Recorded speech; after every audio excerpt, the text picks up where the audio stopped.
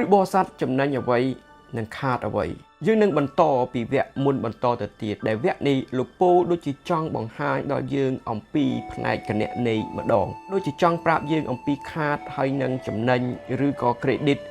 debit ចេញឬក៏ចូលសូមបងប្អូនយកព្រះគម្ពីរហើយយើងនឹងសិក្សាជាមួយនឹងគ្នានៅក្នុងព្រះគម្ពីរ Philip ជំពូក 3 ខ 8 កន្លែងនេះជាមួយនឹងគ្នាខ 8 បាននិយាយយ៉ាងដូចនេះថាហើយខ្ញុំក៏រាប់គ្រប់ទាំងអស់ទុកដូចជាខាតដែរដោយព្រោះសេចក្តីដែលប្រសើរជាងគឺដោយស្គាល់ព្រះគ្រីស្ទយេស៊ូវជាព្រះម្ចាស់នៃខ្ញុំដែលដោយយល់ដល់ទ្រង់ខ្ញុំបានខាតគ្រប់ទាំងអស់ហើយបានរាប់ទាំងអស់ទុកដូចជាសម្រាមប្រយោជន៍ឲ្យបានព្រះគ្រីស្ទវិញដោយដែលយើងបានសិក្សានៅខ 5 និងខ 6 កាលពីលើកមុនរួចហើយនៅសកម្មភាពនៅទង្វើកិច្ចខិតខំសន្សំបុណ្យសន្សំកុសលការធ្វើខ្លួនឯងឲ្យទៅជាមនុស្សដែលល្អបំផុតនៅក្នុងសង្គមទាំងអស់របស់គាត់ដែលគាត់ព្យាយាមដើម្បីឲ្យរួចផុតពីអំពើបាបដើម្បីនឹងទៅឯព្រះតែវាមិនបានទៅដោយព្រោះតែវាមិនបានល្អគ្រប់គ្រាន់នោះទេសម្រាប់លោកពូលមុនពេលដែលលោកពូលបានស្គាល់ដល់ព្រះយេស៊ូវគ្រីស្ទទាំងអស់នោះគឺជាផលចំណេញរបស់ផងគាត់ប៉ុន្តែក្រោយពេលដែលគាត់ចាប់ផ្ដើមជួបជាមួយនឹងព្រះយេស៊ូវចាប់ផ្ដើមស្គាល់ព្រះយេស៊ូវចាប់ផ្ដើមទទួលជឿព្រះយេស៊ូវគាត់បានមើលឃើញ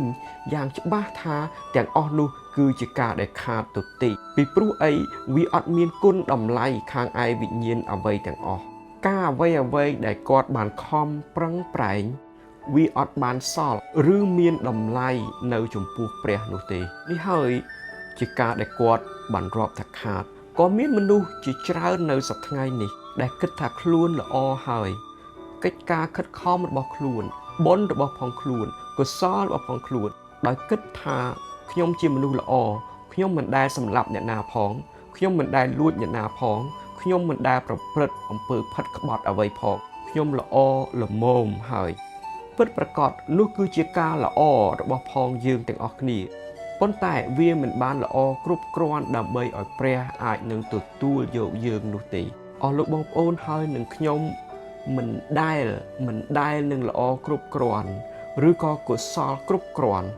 ដើម្បីនឹងឲ្យព្រះដែលបង្កើតអ្វីទាំងអស់ដែលទ្រង់ជាម្ចាស់ផ្ទៃមេឃហើយនឹងឋានសួគ៌ទទួលស្គាល់នៅសេចក្តីសុចរិតសេចក្តីល្អរបស់ផងយើងបាននោះទេនោះឯងជាអ្វីដែលលោកពូលបានជួបប្រទះនៅក្នុងជីវិតរបស់គាត់មុនពេលដែលគាត់បានស្គាល់ដល់ព្រះយេស៊ូវហើយជាមូលហេតុដែលគាត់បានរៀបរាប់ថាខ្ញុំរាប់ទាំងអស់ទុកដូចជាខាតវិញយើងធ្លាប់គិតថាអ្វីដែលយើងកំពុងតែធ្វើដែលយើងព្យាយាមខំតុបតែងខំធ្វើការល្អគឺជាសម្បត្តិខាងឯវិញ្ញាណរបស់យើងហើយលោកពូលក៏ធ្លាប់គិតយ៉ាងដូចនោះតែភ្លាមនៅពេលដែលគាត់ជួបជាមួយនឹងព្រះយេស៊ូវនៅតាមផ្លូវទៅដាម៉ាស់គាត់ចាប់ផ្ដើមមើលឃើញថាសម្បត្តិដែលគាត់សន្សំខាងឯវិញ្ញាណរាប់ឆ្នាំរបស់ផងគាត់ទៅជាសូន្យដែលវាមើលទៅប្រៀបដូចជាមាសដែលល្ងីល្ងើមាសដែលស្អុយអត់មានអ្វីជាតម្លៃទាំងអស់សម្រាប់ភាពអកលជានិច្ចនេះហើយជាមូលហេតុដែលលោកពូលបានរាប់កិច្ចការរបស់ផងគាត់ដែលព្យាយាមធ្វើមុនពេលដែលគាត់បានជួបជាមួយនឹងព្រះគ្រីស្ទជាពិសេសកិច្ចការខាងឯសាសនារបស់ផងគាត់ទាំងអស់ទៅជាសូន្យហើយគាត់ក៏ចង់ឲ្យយើងបានឃើញនៅផ្នែកមួយទៀតគឺជាផ្នែកដែលចំណេញវិញម្ដងការចំណេញគឺចំណេញតែមួយគត់គឺបានព្រះគ្រីស្ទដោយជំនឿដោយព្រោះតែលោកបានស្គាល់ដល់ព្រះគ្រីស្ទលោកបានជឿដល់ព្រះគ្រីស្ទហើយយកព្រះគ្រីស្ទមកធ្វើជាព្រះអង្គម្ចាស់និងជាព្រះអង្គសង្គ្រោះរបស់ផងលោកនោះអ្វីទាំងអស់ត្រូវបានផ្លាស់ប្ដូរនៅក្នុងជីវិតហើយនឹងសកម្មភាពរបស់គាត់ដែលនាំឲ្យគាត់យល់នៅជីវិតខាងឯវិញ្ញាណរបស់ផងគាត់ខនេះបន្ទាប់ទៀតគាត់បានថាដោយព្រោះសេចក្តីដែលប្រសើរជាងគឺដោយស្គាល់ព្រះគ្រីស្ទយេស៊ូវជាព្រះអង្គម្ចាស់របស់ខ្ញុំគាត់ថាសេចក្តីដែលប្រសើរអស្ចារ្យជាងគឺជាការដែលស្គាល់ដល់ព្រះគ្រីស្ទយេស៊ូវការស្គាល់ព្រះគ្រីស្ទនៅកន្លែងនេះមិនមែនគ្រាន់តែជាការដែលស្គាល់ថាទ្រង់ជានរណាឬក៏ទ្រង់ជាអ្វីតែគឺជាការដែលស្គាល់និងមាន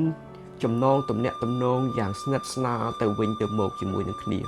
អស់លោកបងប្អូនហើយនឹងខ្ញុំអាចនឹងស្គាល់ដល់មនុស្សជាច្រើនក្នុងប្រវត្តិសាស្ត្រខ្ញុំអាចនឹងស្គាល់ដល់លោកស៊ុនស៊ីសមុទ្រអ្នកស្រីរស់សេរីសុធា តាមរយៈសំនៀងរបស់ផងពួកគាត់ឬក៏អាចនឹងស្គាល់ដល់លោកគង់ប៊ុនឈឿនតាមស្នាដៃកវីនិពន្ធរបស់ពួកគាត់ខ្ញុំស្គាល់គាត់គឺខ្ញុំគ្រាន់តែដឹងអំពីគាត់ខ្ញុំដឹងថាគាត់កើតនៅឯណាគាត់ច្រៀងបទចម្រៀងអ្វីសំឡេងរបស់គាត់យ៉ាងដូចម្ដេចពីរោះឬក៏អត់តែខ្ញុំផ្ទាល់អត់មានចំណងទំនាក់ទំនងអ្វីទាំងអស់ជាមួយនឹងគាត់តែខ្ញុំក៏អាចស្គាល់ដល់គ្រូកងវិលជាច្រើនក្នុងចំណោមយើងទាំងអស់គ្នាដែលខ្ញុំមានចំណងទំនាក់ទំនងនៅក្នុងពួកជំនុំរបស់ផងអស់លោកបងប្អូនប្រហែលដែលជាទំនាក់ទំនងដែលផ្ទាល់រវាងខ្ញុំហើយនឹងគាត់ព្រះគ្រីស្ទទ្រង់មិនមែនជាបុគ្គលពីអតីតកាល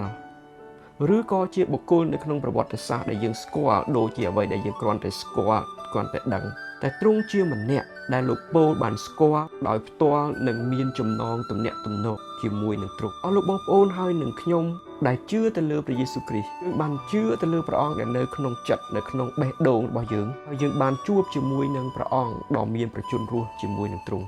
ដែលគាត់បានប្រាប់ថានោះហើយគឺជាតម្លៃលើសពីការស្មានជាងអ្វីទាំងអស់ទៅទៀតគឺជាការស្គាល់ដល់ព្រះយេស៊ូវគ្រីស្ទជាព្រះម្ចាស់ព្រះគ្រីស្ទព្រះយេស៊ូវព្រះអម្ចាស់របស់ខ្ញុំនោះគឺជាអ្វីដែលគាត់បានលើកឡើងនៅទីនោះដើម្បីឲ្យយើងមើលឃើញនៅតម្លៃដ៏ធំទាំងមូលដែលលើសជាងអ្វីទាំងអស់ដែលគាត់បានហៅថាស្គាល់នៅកន្លែងនោះយើងបន្តទៅទៀតដែលគាត់បានប្រាប់ថាខ្ញុំបានខាតគ្រប់ទាំងអស់ហើយរាប់ទាំងអស់ទុកដូចជាសម្រាមប្រយោជន៍ឲ្យបានព្រះគ្រីស្ទវិញអ្វីទាំងអស់នោះដែលគាត់និយាយនៅត្រង់នេះគឺនៅខ5ហើយនិងខ6ដែលយើងសិក្សាកាលពីលើកមុនដែលគាត់បានរាប់ថាគឺជាសម្រាមភាសាក្រិកនៅកន្លែងនោះគេហៅថា scopalos មានន័យថារបស់ដែលឥតប្រយោជន៍សម្រាមកាកសំណល់គាត់ចង់ប្រាប់ថាមានតែការស្គាល់ដល់ព្រះគ្រីស្ទទេទើបយើងអាចនឹងចំណេញយើងចំណេញនៅសេចក្តីសុចរិតរបស់ទ្រង់ភាពសុចរិតរបស់ព្រះយេស៊ូវបានคล้ายទៅជាភាពសុចរិតរបស់យើងពាក់នៅសម្លៀកបំពាក់នៅភាពសុចរិតរបស់ព្រះយេស៊ូវមកក្នុងជីវិតរបស់ផងយើងនោះឯងគឺជាដំណើរការនៃការរាប់ជាសុចរិតគឺដោយជំនឿដែលយើងជឿទៅដល់ព្រះយេស៊ូវគ្រីស្ទនៅចុងខ9គាត់បានប្រាប់ថា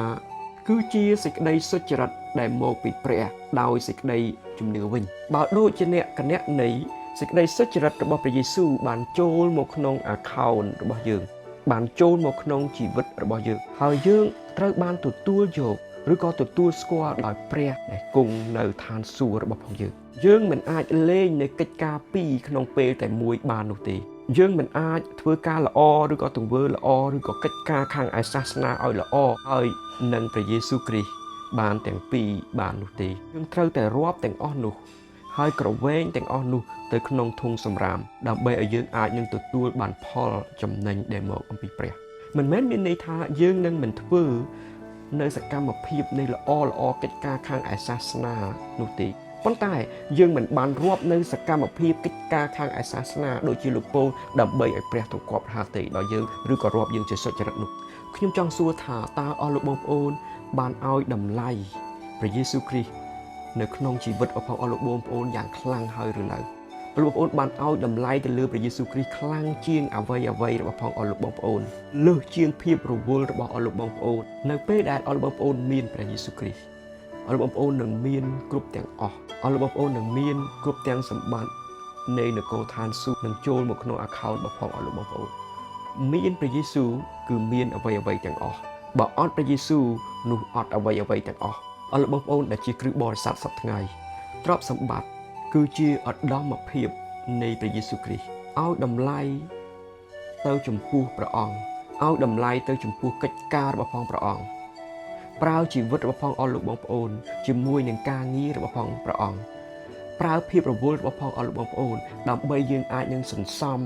នៅអ្វីដែលមានប្រយោជន៍សម្រាប់ដល់ជីវិតរបស់ផងយើងដើម្បីយើងអាចសន្សំនៅ account របស់ផងយើងនៅឯនគរឋានសួគ៌ដែលនោះហើយគឺជាសម្បត្តិដ៏ពិតប្រាកដរបស់ផងយើងសូមពិចារណាហើយពិនិត្យមើលលបងមើលជីវិតរបស់ផងយើងថាតើយើងកំពុងតែដាក់ជីវិតរបស់ផងយើងនៅកន្លែងណាសប្តាហ៍ថ្ងៃហើយសូមព្រះអង្គប្រទានពរហើយយើងនឹងជួបគ្នានៅពេលក្រោយទៀត